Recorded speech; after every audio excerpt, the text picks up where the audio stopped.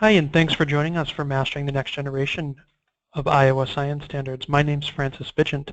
I'm CEO here at KnowAtom, and I'm glad that you could join us for this discussion of how the Next Generation Science Standards are going to be changing teaching and learning. They already have been, but in the next couple of years in particular, as Iowa moves forward, and particularly the schools and districts move forward, implementing those standards in the classroom. To give you a little bit of background on myself, I'm a former teacher. I've been with KnowAtom about 10 years, and prior to that I spent time as a high school math teacher and an elementary and middle school STEM specialist. KnowAtom is based out of Salem, Massachusetts, a little bit north of Boston. We are really excited about the Next Generation Science Standards because we're most excited about higher order thinking, critical thinking skills, the skills to create, evaluate, and analyze really in any discipline. And what we love about the Next Generation Science Standards is that higher order thinking becomes front and center as part of science, technology, engineering, and math. And we think, at least here at KnowAtom, that those disciplines are really the best disciplines to be teaching higher order thinking skills because you can make them hands-on, project-based, collaborative, and as part of a year-long and multi-year narrative that really not only puts students in the role of scientist and engineer as the mode of instruction, but something that brings the big picture of what science and engineering is together for that student. The role of curriculum materials and professional development is really just to serve that purpose, to support teachers and learners in the pursuit of next generation inquiry and higher order thinking, and really mastering the three dimensions of these new standards.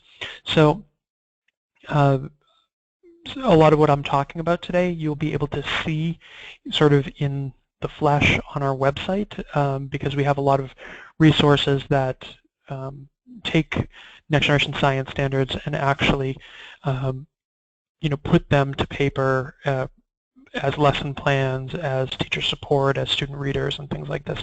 And you're welcome to download those if you're creating your own curriculum, trying to evaluate curriculum, looking to adopt something. If you decide you want to adopt our stuff, great.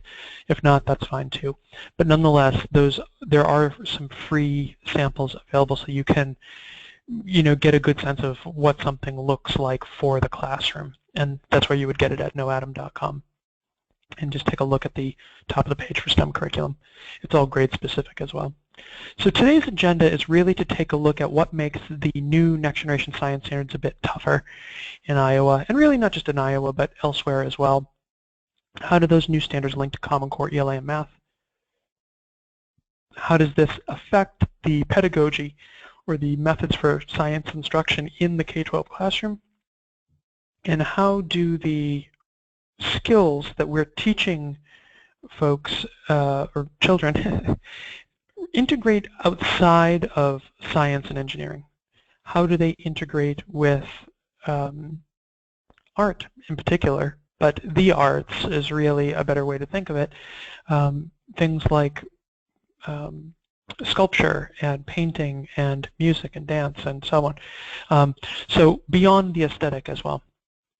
So to jump right in and just give you a sense of one of the big shifts, something that I always like to mention to people, is that the nature of science and engineering is something that has been well defined and really forms the basis for the standards, the basis for instruction, and the basis for instruction being teaching, learning.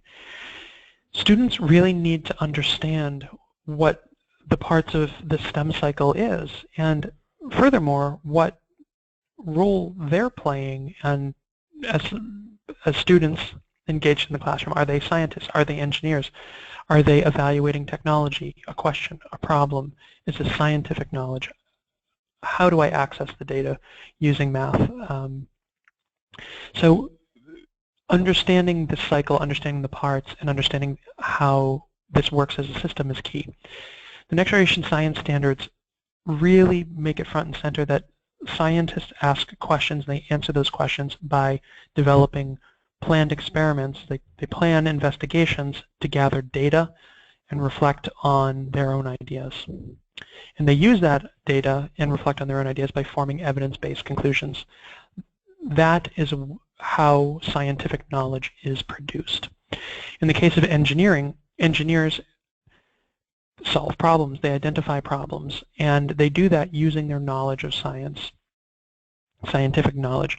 And so engineers conceive of a concept to solve a problem, they develop a prototype, they then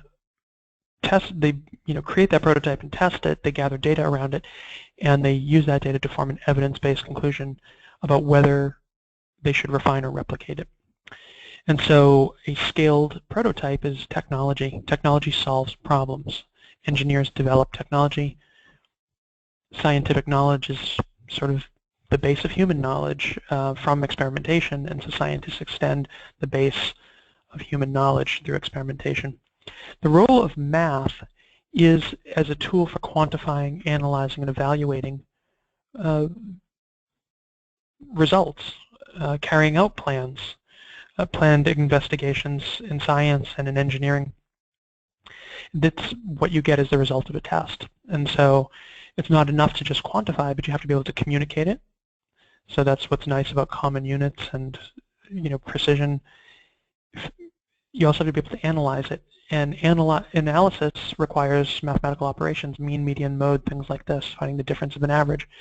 So math is at the center of it all, whether it's science, engineering, technology, knowledge, so on. So for a student to be engaged in a next generation science class and not be aware of the nature of science and engineering, to not understand whether they're involved in science or in engineering or what the purposes are, it's really having missed the boat from the get-go. And teachers need to understand this as well. So if this is something that's new to you, I would encourage you to dig further into it and think about that in terms of what can a student go through your class all year and not actually know the difference between science and engineering? That shouldn't be the case. In the case of Iowa, the Iowa core has changed. The Iowa core is now the next generation science standards. And there's an implementation timeline, or sort of kind of a quasi-implementation timeline / suggested thoughts for district and classroom level implementation. In terms of 2016-17 school year, the focus is going to be classroom level transitions, shifts in pedagogy, shifts in curriculum, shifts in resources, and in practices. And practices particularly involving the science and engineering practices dimension in instruction. I'm going to talk a little bit more about that because it's somewhat of a misnomer, the idea that you can take existing lessons, and because some people are operating under the understanding that they can take an existing lesson and just add practices to it. When you see what the new next generation science standards look like, how these dimensions interact with each other and how they are part of this performance expectation, for every performance expectation has its own elements of dimensions that are related to it. It's really not something where you can pull out a few pieces and add it into something else. You really need to think systemically. So that's going to be a big part of what folks are engaged in now through the end of this time next year. And then the following year for the state's sort of implementation plan is thinking around partnerships, analysis, and additional resource development. And 3 years out, the focus is field testing new assessments, state-level assessments for this science performance of students. What is the result of teaching in terms of student learning and in terms of students' ability to perform the performance expectations? So that's expected to be tested in the 2018-2019 school year and then implemented in the 2019-2020 school year. And that's, more or less on line with what many other kind of mid-adoption states are up against and trying to accomplish. So nonetheless, that's kind of where things are at right now. And then if you think forward to the transition in the actual standards themselves, this is what the old Iowa core looked like for science. You had your quadrants, and you'd have the example activities, and C and D are higher rigor, and B and D are higher relevance.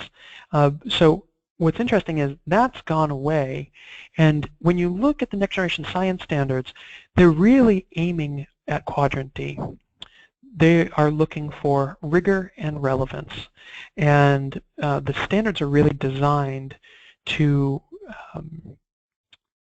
to kind of force the point in a lot of ways, because it's really hard to accomplish the goals of the performance expectation without rigor and relevance, is I guess what I'm saying.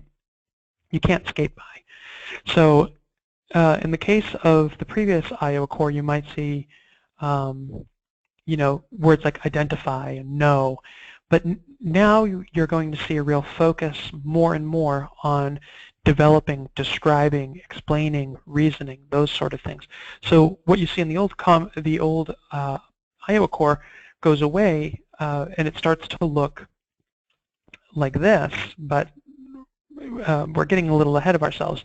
One of the key shifts here is, and the reason I mentioned when we were just looking at the old Iowa core, that you're not going to see the identify, know, but more develop, describe, explain, and reason focus of standards. The reason is that there's this shift from lower order thinking to higher order thinking skills, and using the science time on learning as a place where students develop skills specific to the science and engineering disciplines and employ those skills with their higher order thinking, and develop their higher order thinking by creating, evaluating, and analyzing the content, actually developing and using the content, observing the phenomenon, and forming or at least forming a framework of understanding for themselves of how these parts interrelate and how their personal skills can be used to develop their own understanding. So Bloom's taxonomy is typically lower order to higher order in 6 levels: remember, understand, apply, analyze, evaluate, create. In this case, we've rearranged it because really create, evaluate, analyze happen simultaneously in a next generation environment and in next generation assessments as well. And we'll take a look at what some of those look like. One of the pitfalls of the way the new Iowa core is formatted, and I'm calling it the new Iowa core format because what they've done is they've taken the performance expectations, and they being Department of Ed, kind of at a state level, they've taken the next generation science standards and they have taken the performance expectation, which is functionally synonymous with, or I guess I would say in terms of nomenclature, it is synonymous with a performance expectation. So under the next generation science standards, standards are performance expectations. These are performance-based standards. They are a standard traditionally is kind of a fact, check the box type of thing. So identify sedimentary, igneous, and the sedimentary, igneous, and metamorphic rock. Something like that. You can kind of check it. If a student can identify what a sedimentary rock is, check that off. That's kind of a standard. A performance expectation is something a student needs to be able to demonstrate as a result of what they've learned. And so it combines content, skills, and phenomena. Now, the problem with what Iowa has done to the next generation science standards is that they took the performance expectation, which you see on the screen, and they stripped away all of the 3 dimensions and those assessment and boundaries and clarification statements. And the problem with that is that it potentially leaves an uninformed observer with the impression that students are going to be expected to be able to develop a model to describe movement of matter among plants, animals, decomposers, and the environment. Something very basic. There's a lot of different ways to interpret that. Now, the fact that this is being a little bit more specific in terms of they're talking about plants, animals, decomposers, and the environment, it's helpful. Had this stopped just at matter, develop a model to describe the movement of matter, then we'd be in even more trouble. And many of the standards kind of do that. And the reason that they do it is that the standards are structured intentionally in the next generation science standards to be rendered this way. Okay, so they're intended to include clarification statements that help focus educators on what the standard's context is, as well as assessment boundaries, so you understand sort of some of the basic limits. Like in this case, molecular explanations. Students don't need to understand the Krebs cycle. They don't need to understand and be able to articulate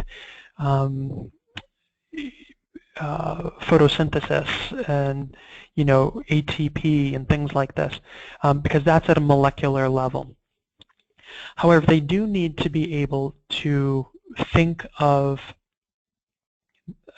matter as not being food entirely, but something that's changed, and that those changes actually make that something into food for something else, and that something being matter and how it combines with energy and so on. So getting a little ahead of myself here, but what I hope you take away from this is that it's really in your best interest to maybe take a cue from the Iowa core format, but really to take what you see up here in the top left corner, okay, these numbers, because the standards are the same, and really look that up in its original documentation and use the next generation science standards themselves as your foundation for planning and for evaluating lessons and creating experiences and assessments. Now, the biggest part of what's missing is not even these clarification and assessment boundaries, but the 3 dimensions themselves. So the 3 dimensions, one focuses on skills, that's the science and engineering practices that you see here. The second focuses on the content itself, those are the disciplinary core ideas. And the third focuses on the system's behavior. And we might call that systems thinking to some degree. But really, what this is how phenomena behaves, really. And I mean that in a non-sort of anthropomorphic sense. It's how, in this case, a system can be described in terms of its components and their interactions. If you're describing how matter moves among animals, plants, decomposers, the environment, that's actually a system, a food chain, a food web. We could think of it, in other ways too, in terms of life cycles. We could think of oxygen cycles and, even water cycles, different, parts of multiple systems that are interacting in an ecosystem. And any one of those systems has components, and those components are vital for the functioning of the system, and actually changing, increasing, decreasing, or eliminating those components has an effect on the entire system. So that's what I mean by system behavior phenomenon. The phenomenon being this, food chain or food web, an ecosystem itself. Now, the practices are skills that students should be developing and able to use as a tool or a toolkit to develop and use the content. Okay, so here you see that students are expected to be able to develop a model to describe the phenomenon. What's the phenomenon? The phenomenon is that organisms are related in food webs, and how animals eat, some animals eat plants for food and other animals eat other animals and so on, and how organisms like decomposers, fungus, bacteria, and so on, function to break down dead organisms and recycle matter back into the system. So, and so on. So when you think about that, this is the content, and there's a context to that, and that context could be, there's almost infinite potential contexts, marine ecosystems and deciduous forests and rocky shore and tundra, desert. Ecosystems are found everywhere, and a student needs to have that skill to be able to look at an ecosystem and actually form a model out of it to describe what's happening when an animal eats a plant or when an animal dies or so on. It's part of something bigger, and having the ability to explain the concept through the mechanisms of the natural events themselves, and explain what those mechanisms are actually, what role they play. So to have eliminated these three boxes from the standards rendering here is to leave a big piece of the picture out, and that's why I highlighted the little disclaimer that's on a different page. Actually, it's not actually with the Iowa Core, it's actually on the Iowa Core's website, but they say and encourage educators. They say educators will need to use both the Iowa Core standards, which is this here, which is the same as the Next Generation Science Standards, so it's a little ambiguous, and their clarification statements, assessment boundaries, and foundational boxes to make curricular and instructional decisions. And you can locate those at the Next Generation Science Standards website. And, well, this is what they look like, because these are the Next Generation Science Standards. What Iowa has done is, call them the Iowa Science Standards, but only displayed the performance expectation and not the rest of it. So if you don't make yourself aware of this, you are not only making, it's not only tougher because of how it's been rendered for you, but you're going to make your life tougher, and you are going to have less success as a result.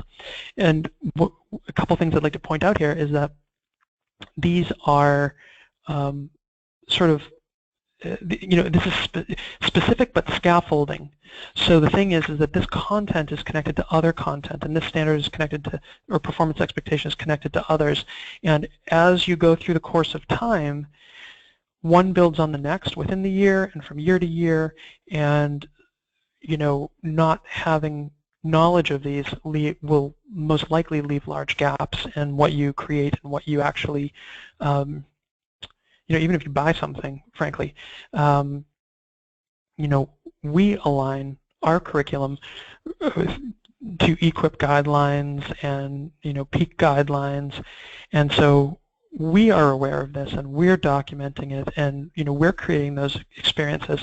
But if we weren't aligning in all these different ways and aware of this, we could have created something entirely different, and with less positive outcomes in standardized testing, and less, more importantly, positive outcomes in student learning.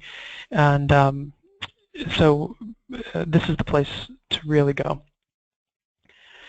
A traditional model in science instruction, which most people have been taught at least at some point in their life or experienced as a student themselves, is content flowing through a teacher where the teacher is the expert and the student's role is to absorb what the expert models and demonstrates and explains, and that's how a student shows proficiency, by recalling, repeating, and summarizing.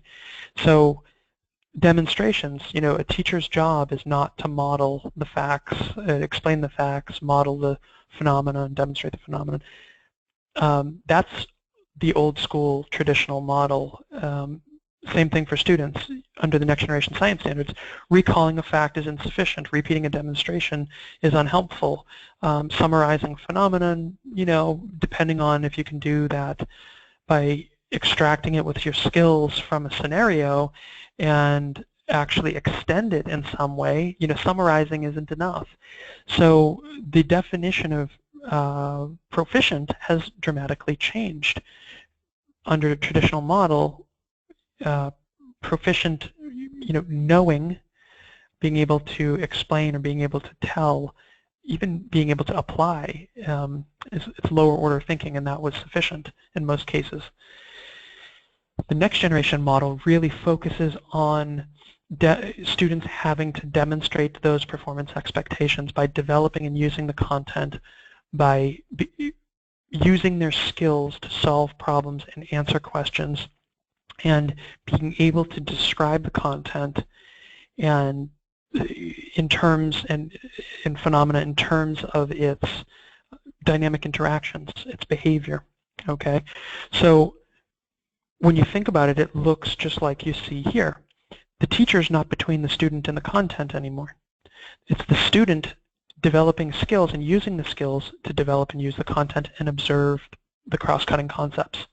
The teacher's job is to strengthen that connection, help students understand how to engage appropriately, redirect and monitor their progress, and helps adjust supports for that student. releasing responsibility is key. If you don't release responsibility, students have no opportunity to master the performance expectations because they aren't actually performing them. And that's the thing. I think the reason that we learn science has changed under these new standards.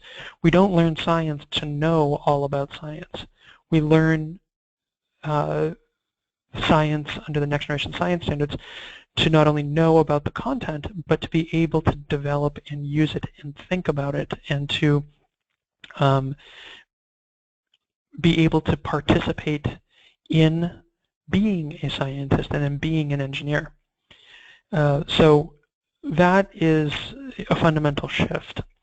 Now, when you think about that shift, it makes more sense why the performance expectations are structured this way, because you need the practices to develop the content and see the concepts. That's how you perform the expectation. That's why they say students who demonstrate understanding can perform this particular expectation. And there are many others, and what's in these foundation boxes underneath changes with each one. Sometimes there's overlap, sometimes there isn't, but they all connect together, which is why PEAK recommends pooling standards together. You should be introducing, mastering, and reinforcing. You master what's in the grade level, and you pool that with other grade level standards as well as adjacent grade level standards, so that you are introducing and reinforcing. You don't have a once and done 3-unit a year or 4-unit a year, lesson model, unit model, because it's insufficient. Okay, what those practices have to do with asking questions and defining problems. There are 8 here, so a student needs to be the one asking the question, defining the problem, depending on if it's science or engineering. They need to not only use a model but develop one, or not just one, but be able to develop models, plural, in many different contexts and across content areas as well, or not so much content areas, but the disciplinary strands. Carrying out investigations, great. Planning them, also important. Many folks are used to giving students, even there's things that claim to be next generation aligned. If you go to the NSTA, you can find a million of these things. They're not really aligned, where students are given a procedure, they're given a numbered diagram, and they build off of this. It's not engineering.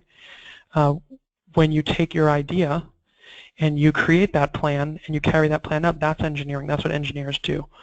And so students need to be able to plan, and that's why not only interpret data but analyze it. Use computational thinking, construct explanations, and design solutions, and argue from evidence, which all of this requires obtaining, evaluating, communicating information. If you're going to argue from evidence, you need some evidence to argue from. So you have to obtain it, evaluate it, which means analyze.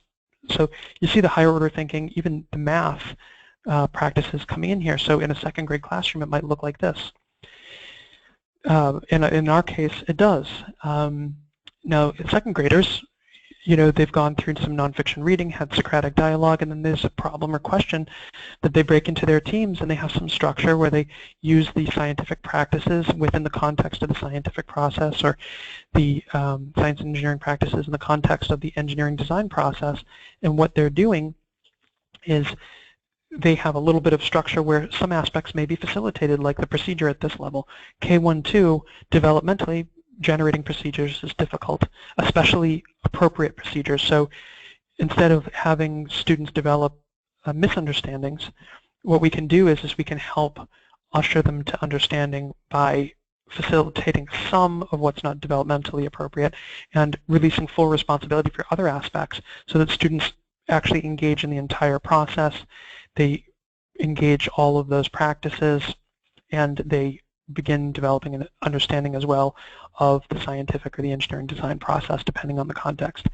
But once students get to 4th grade, these students are a little older than 4th grade, they're like 5th, 6th graders, but once kids get to 4th grade, they really are capable of planning soup to nuts in a blank composition notebook, their ideas using the scientific or engineering design process. Now, there's a difference between practices and processes. There is this sort of, and I'm really interested to know where it came from, but basically this kind of sound bite that has been floating around in STEM So science, technology, engineering, and math, the idea that, the scientific method, scientific process is like, that's out of date.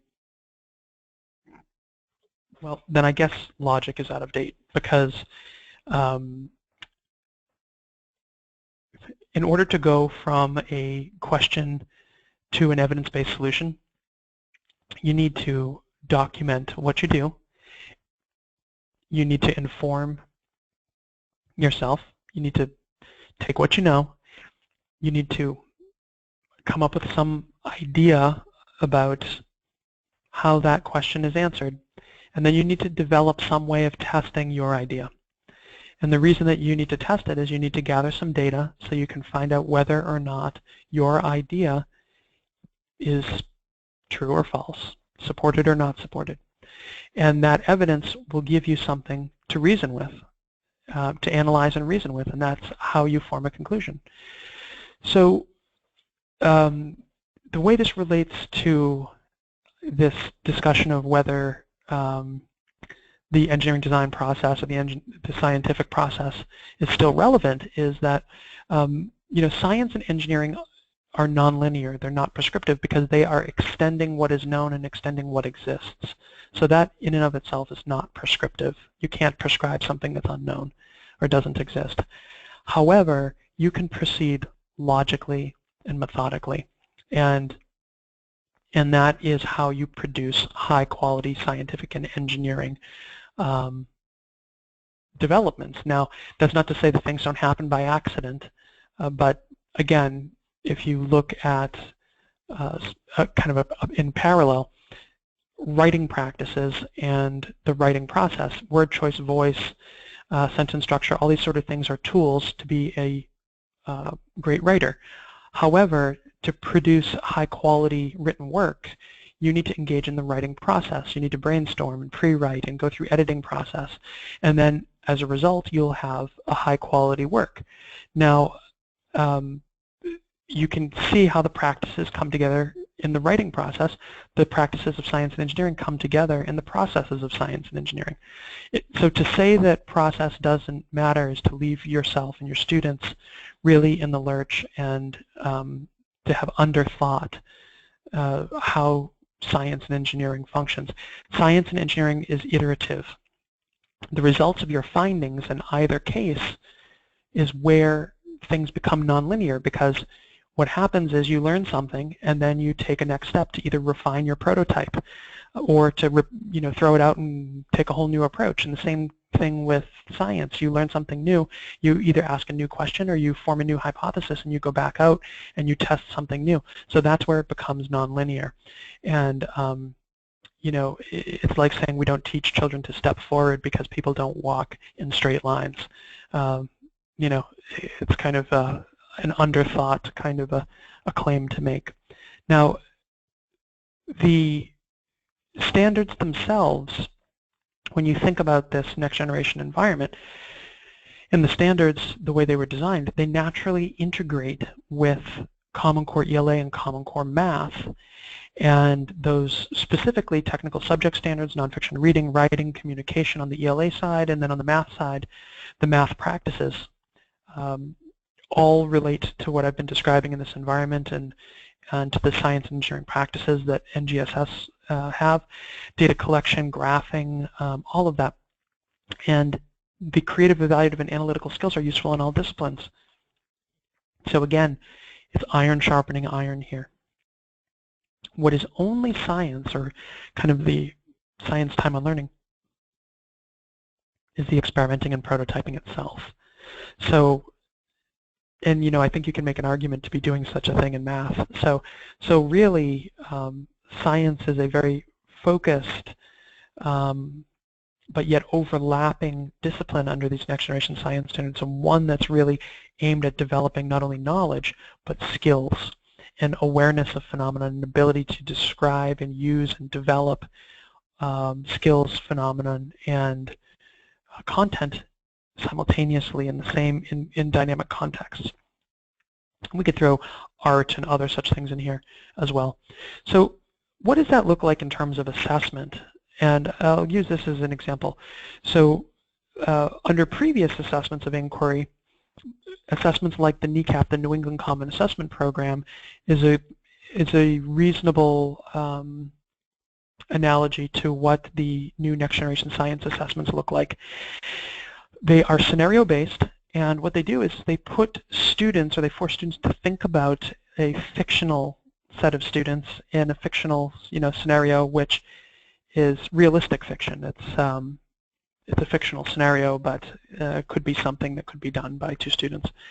And what it does is it brings together all of the parts of the practices and the processes and the content, the phenomena, the skills, such that students, when they're asked a question, have to extract from that scenario, almost like a reading assessment, what's necessary, and then so it's evaluating and analyzing, but then they also have to create, so they're creating an explanation or creating an argument in response to the question using aspects of what's been given to them here in a scenario. And the way that that looks is kind of what you see here on the right, where there's a series of questions that are kind of open response or require different levels of analysis related to the scenario.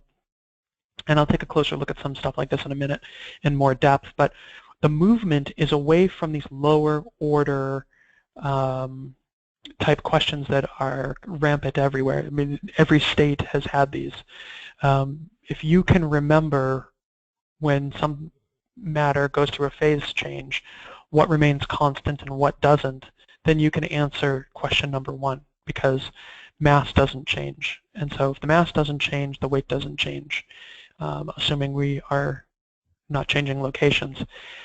The second, if you can remember the definition of reflection, maybe we could make an argument to say that this is a little bit better than that, because, well, students are going to have to look at this and apply what they know to it. Okay, so it's lower order, but not the lowest order. If you know that the light bounces off and isn't absorbed or bent or allowed to pass through, then you've got it. That's all you have to do. Different when it comes to actually analyzing that scenario and answering a series of questions that require you to explain why, explain how, and to form your own argument and to actually apply, in some cases, your math skills. So the District of Columbia was the first to implement next generation standardized tests statewide, or territory, or district-wide, I guess we should say. The couple things stand out here. So I'm showing you this not only to kind of give you a sense of this next generation model of standardized assessment, but really so that you can kind of think long and hard about the quality of your assessments and what you're creating in the classroom. I know when we create our assessments, and you can take a look at some, again in those samples, but what we're thinking about is creating these kinds of scenarios that, maybe they're, multiple choice or open response, or what some would call constructive response or selected response. But frankly, what we're trying to do is we are trying to force the students to engage their higher order thinking skills and to demonstrate evidence. That's why we have evidence statements in the next generation science standards. The goal is not that students can go through class and they have produced all of this evidence in class. The point of evidence statements and performance expectations is that students can demonstrate the skills and in a place, in a context that is not the result of direct instruction. So in this case, DC implemented in May of 2016 with grades 5, 8, as well as high school biology, and this is what their next generation assessment looks like. They released these in 2015 for folks, and so there's two fictional students, and those two fictional students have an idea, and they do an activity in class that they design this hydroponic system to grow a bean seed in water, and then they grow one in soil as well, and they have a kind of procedure that they go through to water and monitor, and then they gather data, and they do it at consistent intervals, And the data that they gather is the stem height. And so this is the scenario. And students are told, based on the results, the two fictional students each came to their own conclusions, which were different. The student taking this assessment is asked to study the data in the tables and the claims of the two fictional students and to explain whose claim is correct and explain why, and to use evidence to support that claim. So you can imagine, just in this scenario, the content knowledge of plant growth and development, what plants need to grow and develop, sort of their ability to analyze a lab. So this is where the process is so important, to understand the value of process and what happens when you make changes in a process, but yet use their science and engineering practice skills to respond as well, to identify what the claim was that was correct and why it was correct, and support it with data, but data that they have extracted from these data tables, not just saying 4.5 centimeters, but to have actually found the difference of an average, or to have found just a difference in the final height at week 4. So that's all creative, evaluative, and analytical thinking skills being played out here. And so you can see that that's how they are assessed, okay? And that's how those 3 dimensions come to life.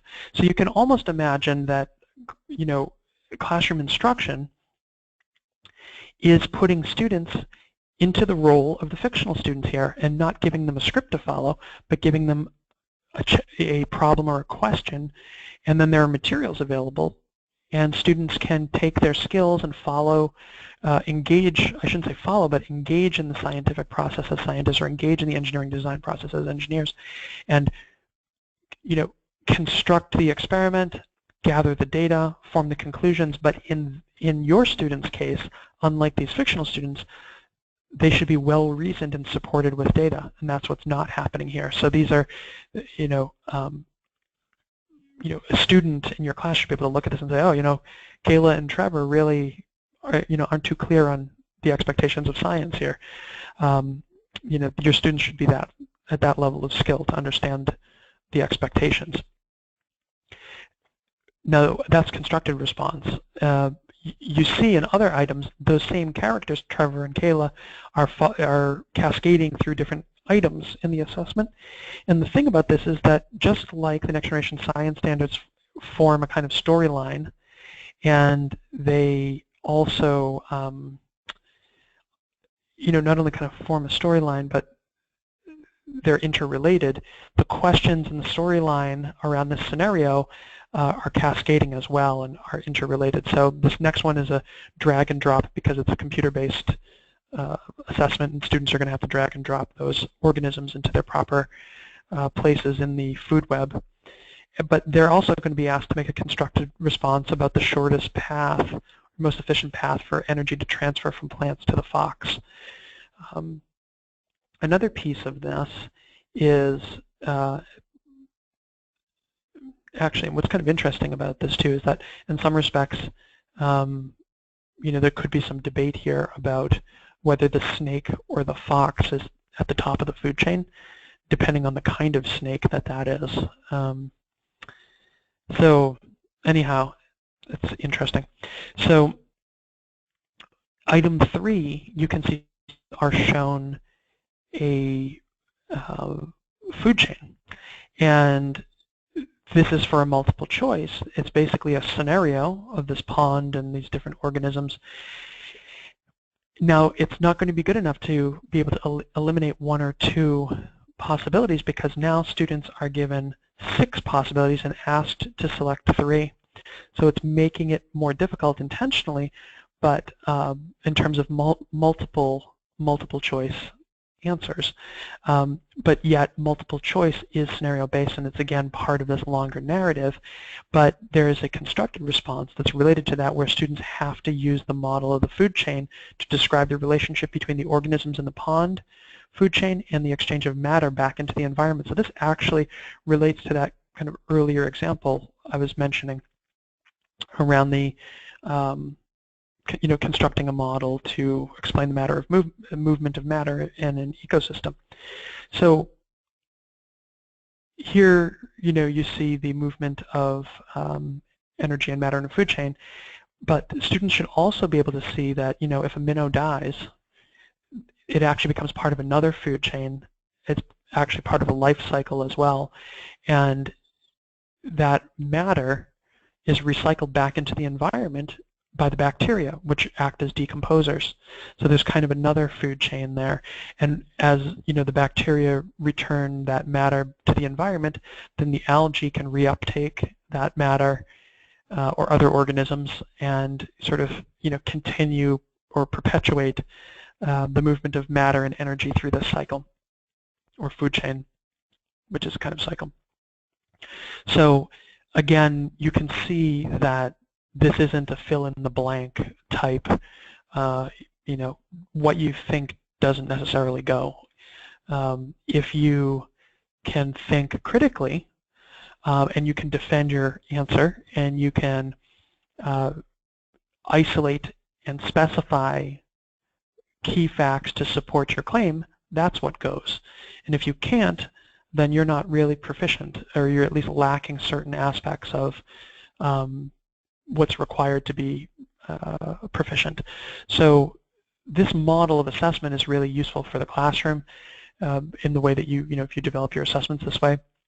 And it's something you should expect to be really the future of science assessment in some way, shape, or form. And that's why it's being used now in DC and coming to many other states over the next 12 to 24 months. Something similar. Common Core ELA technical subject standard is very closely related, as I mentioned earlier. The same thing with the math Common Core practices. I isolated a couple here just to point out that information expressed visually following precisely a multi-step procedure, summarizing text distinct from prior knowledge, so on, that these are all ELA technical subject standards. And if you give students a multi-step procedure, you're not accomplishing the goals of science, you're accomplishing the goals of ELA. And that's nice. But remember, the planning I mentioned earlier, that was a science practice. So if a student can't plan their procedure, they can't build a multi-step procedure, then they really aren't mastering science. If they can follow a multi-step procedure they give you, or you've given them, then that's ELA, and that's up to you whether you want to take, if that's really the focus of what you're doing. Because when the students plan it and then carry it out, they accomplish both. On the math practices side, I made mention that making sense of problems and persevering in solving them, all these practices relate to what happens in that environment in the classroom. So first one, goes pretty much without saying. Second, reasoning abstractly and quantitatively, constructing viable arguments and critiquing the reasoning of others, modeling with math, using tools appropriately and strategically, attending to precision, looking for and making use of structure, expressing regularity and repeated reasoning, which is a big part of using recursive steps and efficient procedures. So really basic stuff. Any one of these things is really basic. However, when you bring all of these pieces together, it makes for an exciting but demanding and difficult to create curriculum and instructional environment when you don't have rigorous and supportive resources. So what you need to picture is a movement from what you see on the left, where resources and experiences are structured around somebody modeling something, or a teacher modeling something for children who then turn around and mirror back what they've seen. It's not particularly engaging. It's not helping the students develop their own framework of understanding. It's not bringing their ideas to life. And so that kind of 3-unit a year, 4-unit a year model where it's based on either teachers demonstrating things or students following something to demonstrate it to themselves as a culminating activity, it's got to go away. What we need more of, and really the focus of what you need to be picturing when you or creating your curriculum and implementing and so on, is students in that role being on the front lines with their thinking, with a problem, with a question, and then trying to extend what they understand through what they've read, through what they've discussed as a class, and the vocabulary they have available, and that's what makes it engaging. So we have a new definition of effective STEM instruction that comes from the National Research Council, and it is part of that foundation for why the standards were glued together as they are. And so effective science instruction capitalizes on students' early interests and experiences. This is their definition. It starts early, pre-K, and follows that student all the way through grade 12. That's why the standards scaffold the way they do, even in the documentation. And that's why the content is related and the practices are all interrelated, and so aren't the cross-cutting concepts. So they're all relevant at all grade levels. However, it's the depth and complexity of those practices and the kind of responses that you get at different grade levels that changes as the content becomes more and more complex, and as the cross-cutting concepts become more and more complex, and there are multiple variables that start to get involved. So this next part of this definition is talking about identifying and building on what students know. And to identify and build on what students know means that you have to know what you've taught them or what other people have taught them. So that's that September through June intentional nurturing and articulation of units and scope and sequence, and from kindergarten through grade 12. Now, as I've been talking about intentionally nurturing and this scope and sequence and whatever, that doesn't mean that teachers don't have creativity. That teachers aren't bringing themselves to the equation here, and that there's lockstep kind of programming. Those sort of things exist out there. Scripted. There's go to NSTA, and the biggest booths that are there are all scripted. Stuff. We'll call it stuff, and creating a scope and sequence doesn't mean you need a script. But what it means is that you need a robust teacher support mechanism, teacher background. You need clear objectives. You need consistently defined vocabulary, so that from a student's perspective, that they are getting a clear understanding of what science and engineering is, what the expectations of them are, and they are learning in such a way that the connections come naturally over time, and students are learning to make those connections, and they can make those connections because those connections do exist, versus something that's just sort of, you can put it in any order, do it in any grade level, and the connections may or may not be there. That's a really draconian way of doing science. So intentionally nurturing students is just being intentionally thoughtful, and thoughtful over entire years and multiple years, and that takes a lot of skill and coordination of teams. And, even for us as developers, that without the skills that we have, we wouldn't be able to do what we do. That's why we're all teachers and have former teaching experience and things like that.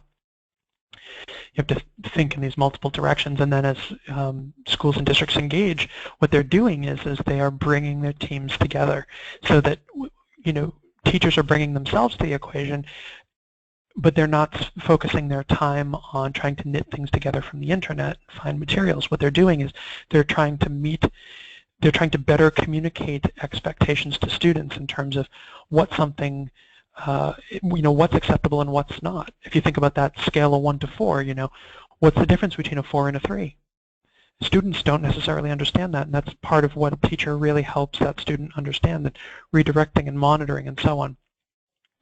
And that's how 3rd grade supports 4th grade, and 4th grade supports 5th grade, and all the way up. Now, a key last component of effective STEM instruction that's in here is providing students with the experiences to engage them in the practices of science and sustain their interest. And the word practices is intentional. It's those science and engineering practices.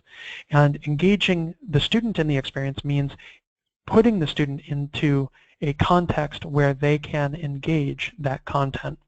Okay?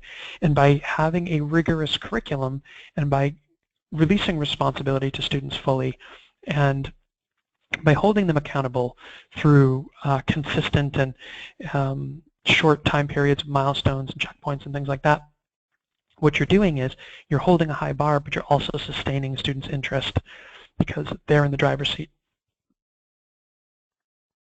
There are, as I mentioned, sort of a little bit kind of alluded to earlier, there's a lot of different kinds of resources out there. There are awareness-ready resources you can download from companies off the internet, and they'll say how company XYZ uses physics or something like that. So that makes students aware of how physics is used, but they can't actually engage in physics or use the physics, their knowledge of physics with skills to solve a problem or answer a question. You can get this kind of from museums and so on. But you think of public awareness venues. That's where this kind of stuff comes from. The next level is knowledge readiness. And again, go to the National NSTA show and you'll see the biggest booths are a lot of knowledge awareness resources, those textbooks. Textbooks are great for showing pretty pictures of things that have happened in the past, or helping students understand what scientists have discovered or engineers have created. So it's very backward, and that's geared towards the old standards, right? The fact checking, fill in the blank, circle, identify kind of model. The next model, performance-ready resources. Now there's also, you can go to one of these large science shows and see really large displays of science kits, and all of those are really, whether they claim to be next generation aligned or not, what they're focused on doing is teaching students, well, one, if they're giving a bit of a script or a kind of a how to do this, do like this kind of instruction, whether it's a picture, series of pictures, diagrams, or written instructions, all that's doing is transferring the demonstration from the teacher in front of the class to the student in front of themselves. So that's still traditional model. The other kind of approach, and some of what gets mixed in there too with these kind of kits that are, we consider kind of performance-ready resources, is how to perform a task in response to a specific question or need. So for instance, if so you might learn all about rocks and minerals, read about it, whatever, and then do a culminating activity where you learn that, or you see that, after you just read about rocks and minerals having different levels of hardness, you carry out a hardness test. And when you carry out a hardness test, what that means is you take the rock or mineral and you scratch it on different surfaces and so on. So if you need to know how hard a rock or mineral is, you are asked that, to do a hardness test. That's performance readiness. It's not necessarily something that students aren't being prepared to generalize, and they're not being expected to generalize. And that's key, and that's a real problem if you ever put the activity before the concept, because really that it's backwards. You miss the meaning when you do that. If you wrestle with the concepts a bit, that's why nonfiction reading coming first and having Socratic dialogue to make those concept to concept, concept to self, and concept to world connections. Transitioning into a problem or question which the students have a release responsibility. You take that little 20% of time up front each week to kind of get the concept out there, then the 80% of time is spent by students actually engaging in planning and trying to solve the problem or answer the question. And by doing so, hands-on project-based, with the use of materials and things like that, to gather data that allows them to analyze and form an evidence-based conclusion about their own idea. That is mastery readiness, okay? A student engaging in that whole piece I just described, that's mastery readiness. And that's why when you look at those assessments that I showed you earlier, mastery-ready students are going to perform the best there, and I can show you data around that. It's the way it works, because when you can think your way around through things, as it turns out, you can arrive at the correct answer. Who'd have thought? So anyhow, mastery-ready resources are in short supply right now. We're one of the few that that have NGSS aligned resources, and frankly I'm not aware. I'm aware of many who claim to be NGSS aligned, but I'm not aware of any who really meet the EQIP and PEAK guidelines the way we do. So, I guess Google's your friend in this pursuit, but feel free again to check out what we have and see what I mean and judge for yourself. So the connection here to art is really through those critical thinking skills and the kind of culture of critique, because that's the thing, this next generation inquiry environment is really a culture of critique. And when you think about art, artists engineer communication. They do it in some medium, maybe sculpture, maybe a painting, maybe music. But what they're doing is they're communicating to a targeted audience, a specific message. And that requires creative, evaluative, and analytical thinking skills. It requires those science and engineering practices, even the math practices. You need to be able to obtain, evaluate, and communicate information. You need to be able to use precision, ask questions, develop models, and so on. So I bring up Pablo Picasso because he's perhaps one of the most famous paintings, and this is one of his most famous painters. He's one of the most famous painters, and this is one of his most famous paintings. And it's Guernica, and Pablo Picasso did it while he lived in exile. He was in exile from Spain.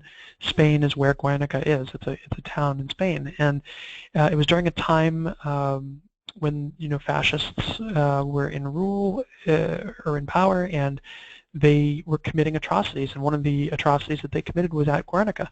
So when Picasso was commissioned to create a work, he engineered a statement about the atrocities that the fascists had committed at Guernica into this work for the International Art Exhibition. And he did it while he was living in exile. And he sent it, and the world saw what he had to say, and in fact they understood what he had to say. And the fascists were there as well, and they came to him and said, "What did you do?" And as the story goes, he says that wasn't I that did it, it was you. And so that is kind of the depth and level of skill of an artist. That's why artists go to jail in the wrong places sometimes. Artists are often persecuted because artists engineer communication, and what they communicate is not always popular. They just communicate in a different medium. And so Picasso is a good example of that. By teaching students these next generation science standards and getting them to that mastery level skill set and proficiency, what we're doing is we are creating better creators of art and consumers of art, more students who are more attuned to communicate and understand what is being communicated. And that is a useful life skill in and of itself. So many people talk about STEAM, which is an acronym, science, technology, engineering, art, and math, that people are using sometimes these days. But people often, within education, don't really understand what art is. They don't understand it as engineered communication and something that takes place within a culture of critique. And really that's how artists are made. That's really how artists learn their craft, is through critique. They try to make a statement, and they do it in certain ways, and then they look at that and they see, did somebody understand what I was saying? Why or why not? And it's in its own way a kind of scientific process based on gathering data about the reaction or sort of transmittance of their idea to others through their work. And when you go to the best art schools, that's what they do. They create a culture of critique, and the professors stand over the students and ask, why did you choose, and why did you use this, and so on and so forth, because they're trying to understand how not just a student is holding a brush, but how they are actually applying it, a message with the brush. So we'll leave that, but if you're thinking about STEAM or thinking about art, please don't get bogged down in the aesthetic, the idea that things are pretty. The artists make things pretty, because in fact great artists don't make things pretty. Great artists say great things, and to some people that may be pretty, and to others it may not be. But pretty is really not part of the equation. It's a kind of a trite definition of art. So again, thinking about curriculum professional development materials, they have to fit hand in glove to enable and support that rigorous STEM learning environment. That's really the point. And when you do actually get that connection to function in a grade-specific, nurturing way from September to June and one grade level to the next, you see data gains. And so here's some from our users in New Hampshire, performing 10 to 20% over. We're in the green and in the blue. And then if you look over here at subgroupings, even in assessments that aren't next generation aligned, you can see those kind of 10 and over here even as much as 30% performance over the state average. So if you see us here in the yellow and in the purple in different years, in the state average in pink and in teal, in different states and at different grade levels as well. You can look at places like Massachusetts. Here's an environment, the state average is 50%, and here's an environment where they've nearly doubled at points the state average. Now there are ups and downs where you see a positive trend in the students scoring advanced and proficient. You have to understand this school has 72% low income, 65% free lunch, 75% high needs, and 35% of their students whose first language is not English. So that, and look at the lowest, these low levels of warning students and so on, the falling number of needs improvement. It's not to say it's without bumps, right? Changes in administration, changes in student teachers, and so on. That's what's happening here, but nonetheless, progress is continuing, and part of that reason is when you are able to have all of those pieces come together hand in glove, what you end up with is a really robust system that when shocks occur, the data doesn't totally bottom out, and when whatever change that had that negative impact can be remediated, then what happens is the students are able to kind of pick back up and run because prior grade levels and so on and so forth have prepared them for what's coming next. And so if what's coming next doesn't happen, they still have skills and knowledge and understanding that of expectations and whatnot that they can rely on. A couple other quick examples. This example, only 7% low income here and 20% high needs. And you can see you get a more immediate and sustained response, but part of that also has to do with administration stability and the stability of teachers in the classroom and things like this.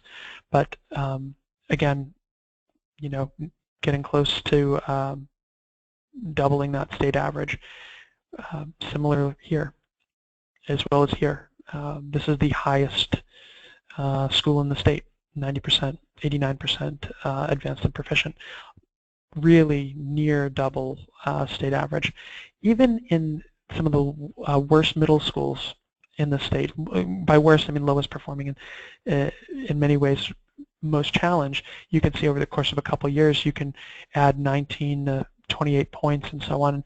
In this particular case, a really inner city urban school, they added 24 points, cut their warning basically in half. Those warning and failing students numbers were cut in half, and they're now performing at the average level of their peer schools and peer cities. So there are 26 largest cities in Massachusetts. You can see these guys are right there with them, and hopefully this continues because this is the most recent data. And you can see that's not an easy school in terms of the challenges they face. 97% high needs, 87% free lunch, 95% low income, 64% first language is not English. Okay, so dramatic changes are possible everywhere. So I hope you found this webinar helpful.